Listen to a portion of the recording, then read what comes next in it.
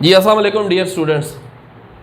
आज हमने स्टार्ट लिया है फर्स्ट ईयर के केमिस्ट्री को, और फर्स्ट ईयर के केमिस्ट्री का जो चैप्टर 1 है और उसका जो पहला टॉपिक है, ये आप यूँ समझिए कि आपको एक ग्रेड अप कर देगा। आपकी केमिस्ट्री के अंदर जो थिंकिंग एबिलिटी है ना, उसको बहुत ज़्यादा इन्हांस करेगा। That is known as स्टिचोमेट्री।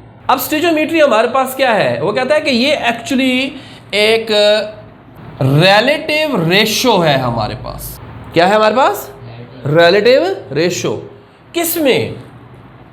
Between the amount of reactants and products. कि आपके पास कितना रिएक्टेंट था और उससे कितना प्रोडक्ट प्रोड्यूस हुआ। जब हम इस चीज को कैलकुलेट करते हैं तो ये एक्चुअली क्या कहलाता है? स्टिचोमेट्री कहलाता है।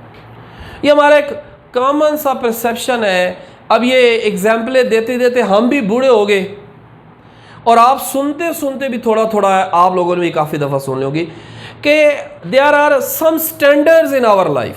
हमारी लाइफ के अंदर स्टैंडर्ड्स हैं, हम उन्हीं स्टैंडर्ड्स को क्या कर रहे होते हैं? ओबे कर रहे होते हैं। आप ग्रोसरी शॉप पे जाते हैं, आप वहाँ पे भी उन्हीं स्टैंडर्ड्स को क्या कर रहे होते हैं? ओबे कर रहे होते हैं। अब स्टिचोमेट्री का रिलेशन क्या है कि हमारे पास मेरे बच्चे जो हमने रिएक्शन स्टार्ट किया, उसका स्टार्ट में हमने कितना रिएक्टेंट लिया और उससे कितना प्रोडक्ट प्रोड्यूस हुआ। That is known as stoichiometry. इसे एक और भी आइडिया मिलेगा कि हम इकोनॉमिकल पॉइंट ऑफ व्यू से भी इसको ले सकते हैं, और वो ये है कि हमने कितना जो अमाउंट लिया था उसके ऊपर कितना इन्वेस्ट किया और उससे हमें कितना प्रोडक्ट ऑब्टेन हुआ। That is also known as stoichiometry. Daily life के अगर हम इसको ले लें, लेकिन जब हम इसको केमिस्ट्री में अप्लाई करते हैं ना, तो हम कहते हैं कि केमिस्ट्री में हमारे पास जब भी हम स्टिचोमेट्री को अप्लाई करेंगे ना, तो हमारे पास एक्चुअली क्या है? रिएक्टेंट्स कन्वर्ट हो रहे हैं बेटा किस में? प्रोडक्ट्स में।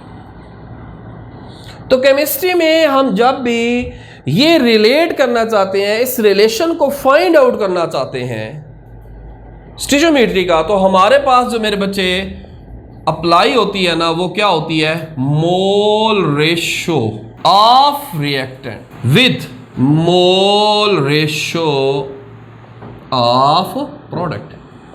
हम इसको बेस के ऊपर इसको कंपेयर करते हैं। मोल रेशो ऑफ रिएक्टेंट को कंपेयर करते हैं कैसे? Mole ratio of product. So first of all जरूरी चीज क्या है कि केमिस्ट्री में हम स्टिचोमेट्री को तब अप्लाई करेंगे जब हमें क्या पता होगा? मोल्स का आइडिया होगा। सो जब भी कोई क्वेश्चन आए और स्टिचोमेट्री बेस आए, तो हमें एक्चुअली गिवन क्या होनी चाहिए? नंबर ऑफ मोल्स गिवन होने चाहिए। अगर नंबर ऑफ मोल्स गिवन होंगे तो हम अप्लीकेबल हैं, हम स्टिचोमेट्री को अप्लाई कर सकते हैं। स्टिचोमेट्री बेस के ऊपर रिएक्टेंट से प्रोडक्ट की रेशो को निकाल सकते हैं, उसकी अमाउंट को फाइंड कर सकते हैं। इवन दैट हम बिटवीन टू रिएक्टेंट्स भी रिलेशन को फाइंड आउट कर सकते हैं। लेकिन अगर हमारे पास मोल ही गिवन नहीं है तो फिर स्टिचोमेट्री एप्लीकेबल नहीं है। तो फर्स्ट ऑफ ऑल फिर क्या करेंगे? मोल्स को फाइंड आउट करेंगे। सो आज का एक्चुअली टॉपिक जो है वो टोटल फोकस कर रहा है स्टिचोमेट्री से। तो मैं थोड़ा सा आपको मोल का आइडिया दूंगा, इसके बाद केमिकल कैलकुलेशन इंशाल्लाह वेरी नेक्स्ट लेक्चर में मैं उसको आपको बताऊंगा कि केमिकल कैलकुलेशन में मोल्स को हम कैसे कैलकुलेट करते हैं। तो हम ये कहते हैं कि बेटा नंबर ऑफ मोल्स हमारे पास जो हमने फाइंड करना है, इसका एक वन ऑफ द ईजीएस्ट वे हमारे पास ये वे है फाइंड करने का। हम कहते हैं number of moles will be equal to क्या होगा? Mass in gram divided by बेटा क्या होता है? Molar mess.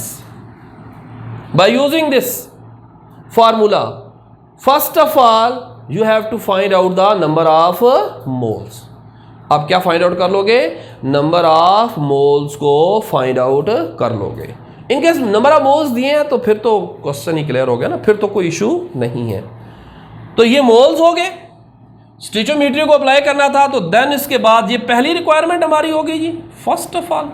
सेकंड हमारे पास क्या है? You have to develop. Provided है तो बहुत अच्छी बात है, नहीं प्रोवाइडेड तो आपको बनानी पड़ेगी क्या?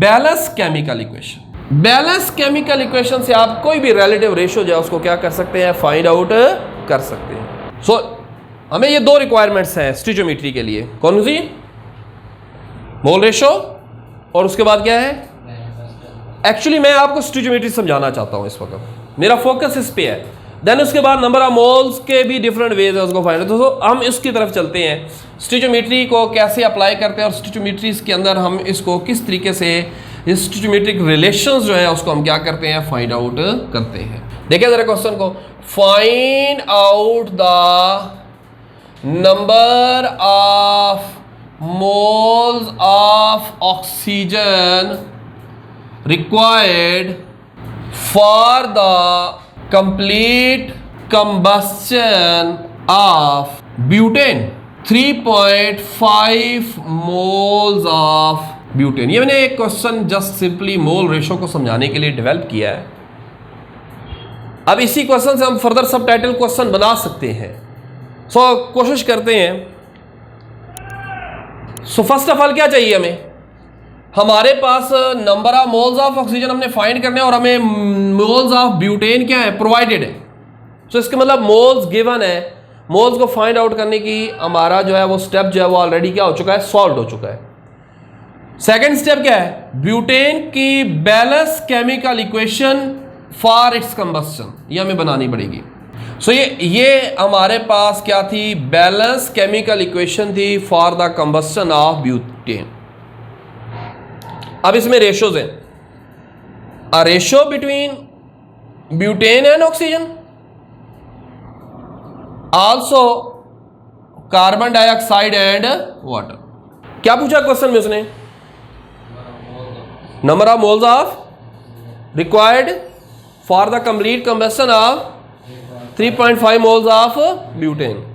तो इसका मतलब क्या है, किसमें रिलेशन पूछा उसने, इन दोनों में।